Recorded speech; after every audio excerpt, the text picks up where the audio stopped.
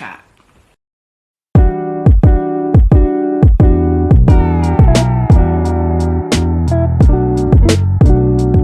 I'm going to talk about some topics that I think are important, and just in kind of an informal chat to you guys to let you know my thoughts on whichever topics. So today's video is, as the title suggests, a chat about my unconventional career journey, where I'm at now, a bit about some toxic workplaces that I've worked at in the UK here, and how I got through that, because I want to help other people who are maybe going through that, maybe have been through that, maybe are still dealing with the trauma. And yes, a trauma, because toxic workplaces are an absolute trauma on your body, on your mind, and on your spirit. I wholly believe that.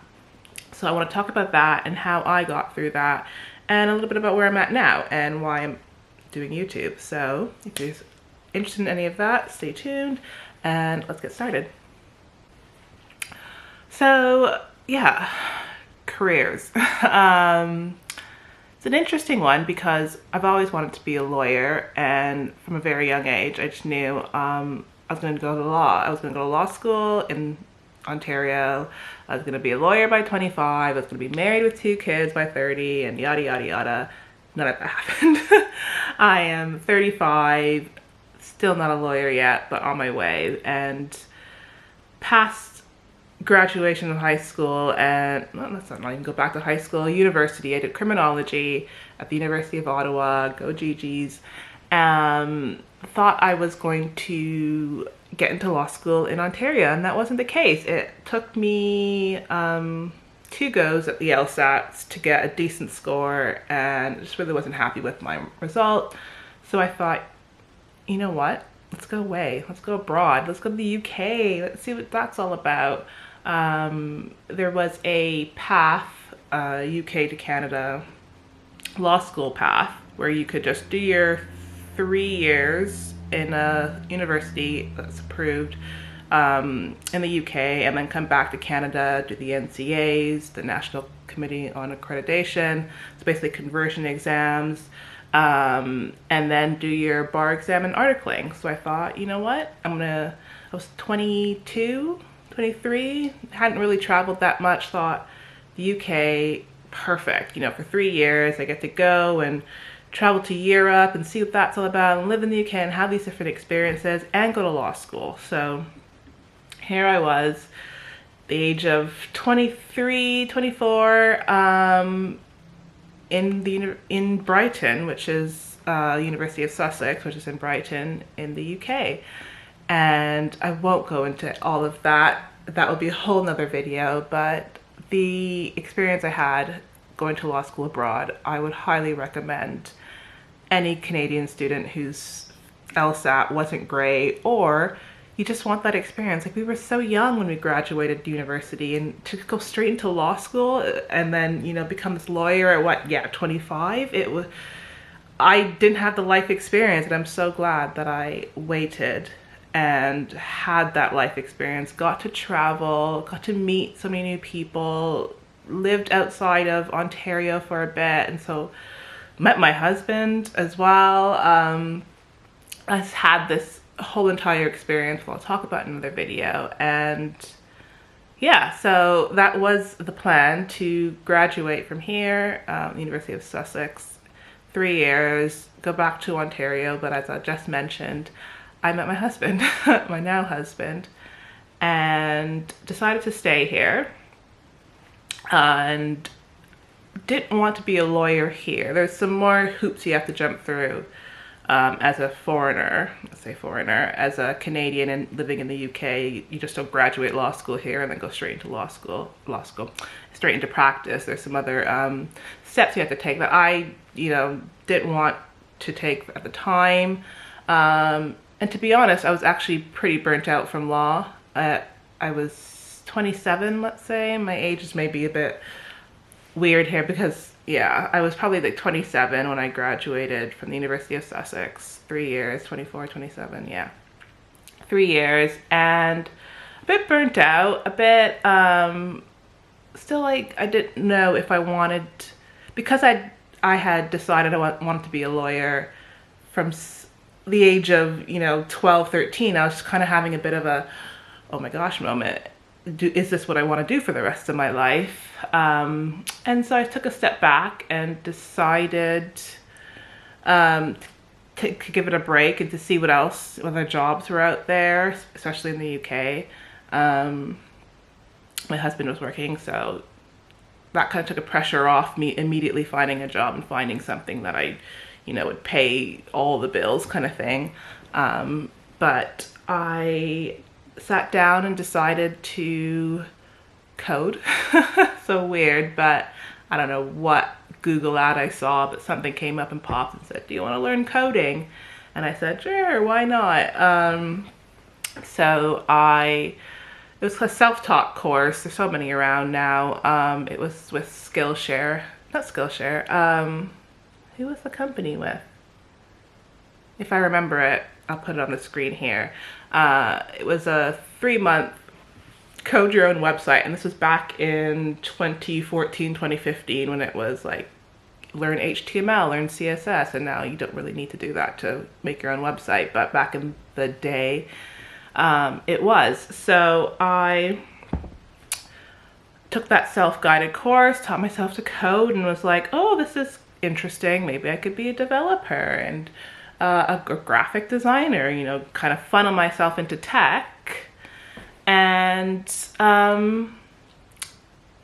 didn't funnel myself into tech in that respect. I did do marketing, digital marketing, with a marketing agency in Brighton here.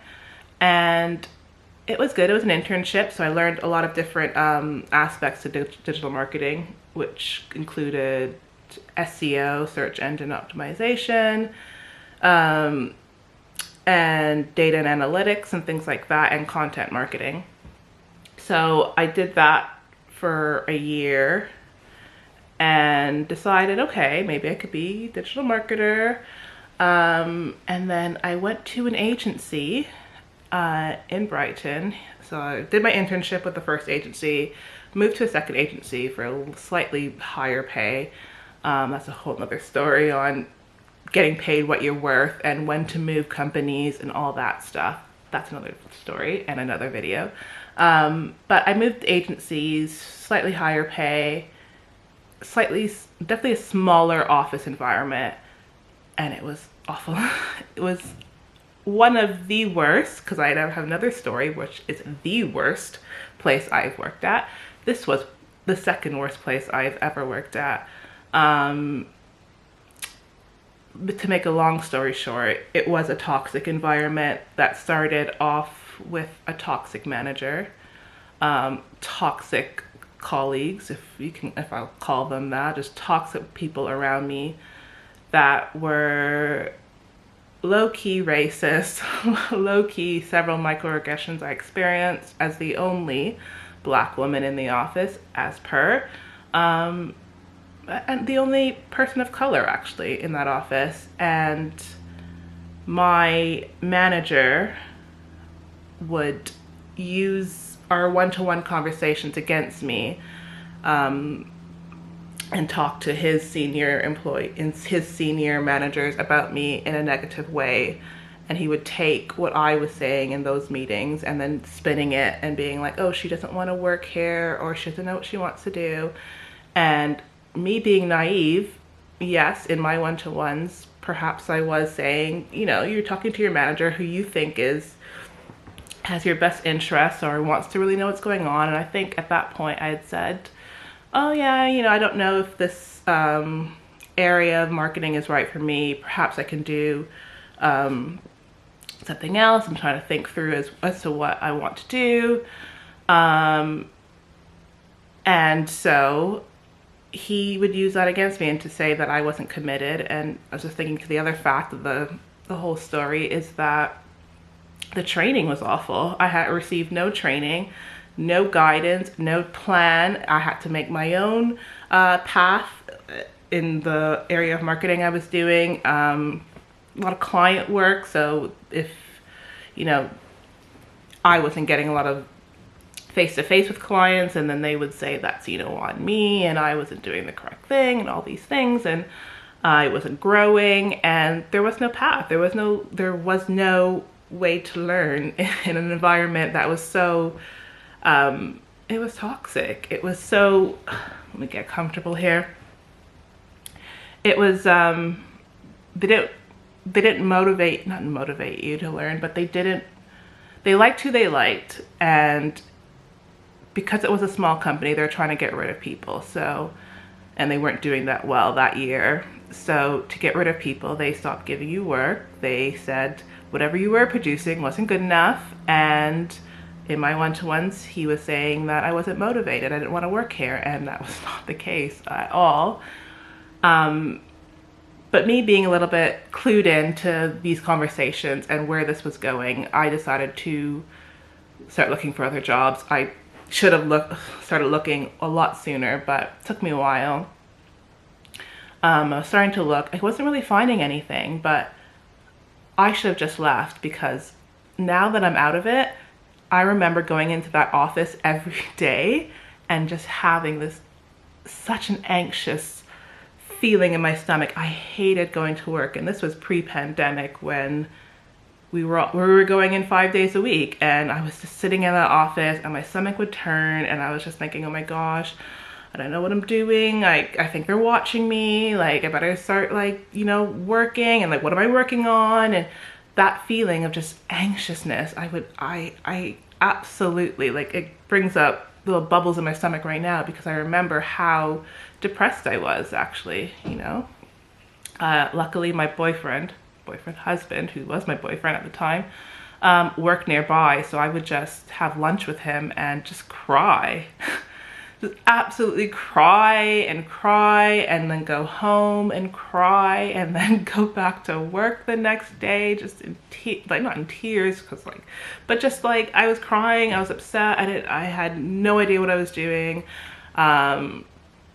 I just knew that, oh my God, they're gonna fire me, and I had no allies in the office, and so it was a time in my life. And now looking back, I'm laughing, but it was very, very difficult, and that was my second worst experience. So I applied for another role, not so much in marketing. It was with a big insurance company, let's say, in London, and it was for a digital content editor, which is slightly different to what I was doing. I was doing SEO back at that agency.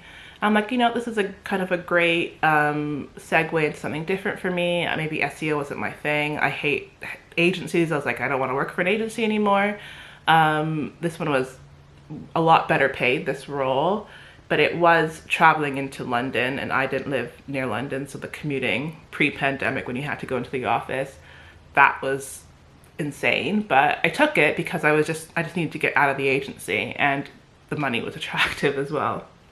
So I took it probably prematurely, without doing much research into the role, or like the environment I was going to be in, and how that would suit me, a person like me. But I went, yeah. Such a funny story. I ended up being let go that same day I heard that I got the new job. So I was like crying, but then I was like, whatever, I'm leaving. I got some severance pay and whatever. So started that new job around 2019. Yeah, November of 2019. And it started off pretty good. Like, I was like, okay, I was learning. I was a content editor for them, so I was doing a bit of social media. I was doing filming, which I developed an interest in. I was like, okay, cool. Like, they're sending me on courses, and I, you know, can see where I can progress. There's a training plan. There were goals and objectives. Cool. I was like, okay, not so bad. Travel was atrocious, but this wasn't so bad. Fast forward to a little bit around the pandemic, when it first started. I was going to say launch, when it first, you know, you first started to hear about it in the news, and there's going to be a thing in March of 2020. I got a new manager who, I think her sole purpose was to make my life a living hell. All of a sudden, she hated the work I was doing for some reason. She would make me stay late. So she would find fault with something or put something on my desk half an hour before home time. So it was like, you got to do this. This was important. She would basically undermine me and my work to her superiors as well. She would steal my work. So the ideas that I did have, because I wasn't getting FaceTime with the senior leadership and she would say that those were her ideas. She would make me work through them. She would find faults in them at like 6 p.m. or 6:30 p.m. and I would have to fix them. And then the next morning I'd get an email saying all these things are wrong, and to put someone through that as your manager that's supposed to be teaching you and supposed to be guiding you, and yeah, if your work is bad or there's mistakes in it, then yeah, talk through them constructively. And I, would take feedback, and I wasn't opposed to that, but how she was doing it was torturous. She literally wanted to undermine me and get rid of me for some, I wouldn't know what reason she had.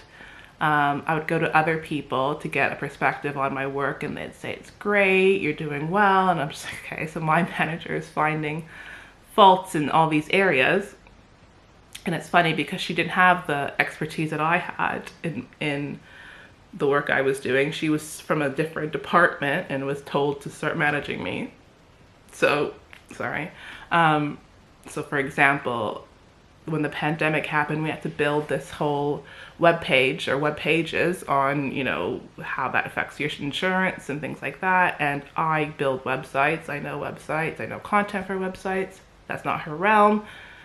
She would tear every last bit of my work apart, to the point where I was so hurt by, like, I was hurt in terms of my confidence level, like my ability to do work in the workplace. Like, I just had that agency experience. Now I have that experience with her in this setting, and I was destroyed. And we're going through a pandemic now. We're now working from home. So I'm now isolated from colleagues who are saying, yeah, you're doing well. I know she's, been this, and this. Or, I'd have other people in the office telling me that you got to just ignore her kind of thing. But now I was isolated. I was at home. She was calling me on my phone. She had my personal number as well. Never again. God, give up my personal number. And she was relentless, and to the point where I was shattered. And if it was not for my husband, who would hear her yelling at me on the phone to be like, what is going on, Keisha? Like, this isn't right. And I was just paralyzed. I couldn't vocalize how I was feeling to her. I couldn't. I didn't know what it was. I was like, oh my gosh, I think I'm being bullied, but is this bullying? And I went to HR, lovely HR. They did nothing. They protected her. And I since found out that she's been protected. She's done this to several people before me.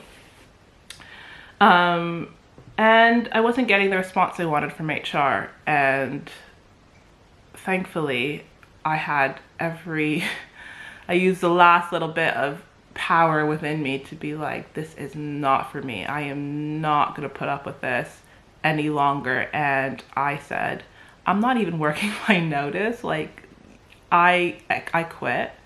You can take this computer back. I can courier it to you. I'll finish off the week. But I'm done. I'm done, and this is the reason for it. And I left. I left in the pandemic with absolutely nothing, in terms of no job, no next steps. And for someone like me, that is so you know, mind-blowing because I always have a plan. Like, oh God, I could go on about that. It's bringing up, that's bringing up some tension within me because, oh, just going back to that place and how where mentally I was not great. And so I think what I want to say is that to people out there going through anything like this, it does get better and you need to leave. Like, there's no fixing that. The thing is, even if they took that person off and not managing me, she would have done it again to someone. When they don't get rid of the problem and they just move the problem around, it's the workplace. The whole thing is toxic. The whole thing is bad, and you do not want to work in those settings. And I would say, had it been me right now, in my frame of mind and my body and my spirit how it is now, oh, I would have left immediately and told her where to go. And just, I left that job back then nicely. Like I just said, I can't work my notice, this is just too much. I'll work the week. I left them along, like, here's all the projects and how to do them, and what I was working on. I left them all of that. I was quite nice about it. And not me this in 2024, no way. I would have absolutely left immediately. She wouldn't have been able to talk to me like that, first of all, because I would have spoke up, and that is one thing I do regret, not speaking up for myself when I knew what she was doing. And I would 100% advocate, if you can, speak up for yourself. And I know that's hard when no one is speaking up for you, or even just having an ally to help co-sign what you're saying, and it's just you against this person. But I would totally speak up for yourself and leave immediately. All this to say, everything will work out. Everything, if you believe, honest, it's not woo woo woo, but opportunity will find you. Leave toxic workplaces. Leave workplaces that don't serve you any longer. Everything will work out. Everything is figure outable. Shout out to Marie Forleo. You can figure this out. Yeah, and sometimes we just have to go through these experiences. For a long time, I thought, why me? Why am I going through this? Why am I going through this for a second time? And I realized I had to go on that journey to be where I'm at now, and to be the person that I'm at now in front of YouTube doing this. I wouldn't be this person had I not come to the UK to do law school.